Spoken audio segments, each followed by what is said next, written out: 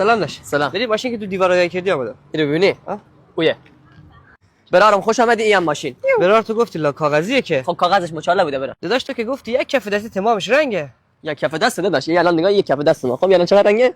این شد یک کف دست. آفرین یک کف دست رنگ. تو مشتری نیستی بره. داداش گفتی ماشین کفش آفتاب نیده که چپ کرده ماشین. خب تو شب چپ کرده آفتاب نیده کفش. داداش پایاش رنگه که. ها دیگه وقتی جرسن برمی‌داره رنگ میشه دیگه. مگه جرثقل برداشته؟ ها ته دره بوده جرسن کشن. رفته ته دره؟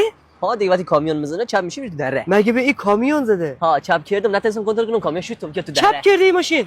خیلی جزئی. تو اگه دیری بیا بخرش. پول نگفتم. داداش تو گفتی چند تا سرقلم جزئی که نصفش رنگه. ما گفتم قلمش چقدر بوده. چقدی بوده مگه؟ اینقدر قلم داشت. داداش جلوش که همش ضربه خورده. نه داداش فقط از عقب ضربه خورده اونم رفیقا زدن چون دشمن جرئت نداشت از عقب نزدیک بشه. این ماشین برا کلا خواب بوده راه نرفته. قیافش که یک چیز دیگه ای مگه. خراب بوده راه نرفته تو پارکینگ. حقیقت برا بخوام رو راست بشم از این ماشین تو دنیا دو تا تولید شده یکیش که دست ماسکه ماسک؟ ایلان یکی دیگه هم که نمیدونم کجاست. داداش لنتاش هم عوضا. دیگه داری گم می‌خوری. داداش ما خاصم تخفیفم داره؟ نه داداش 401 ریال کمتر 150 مال ما. بزن قدش.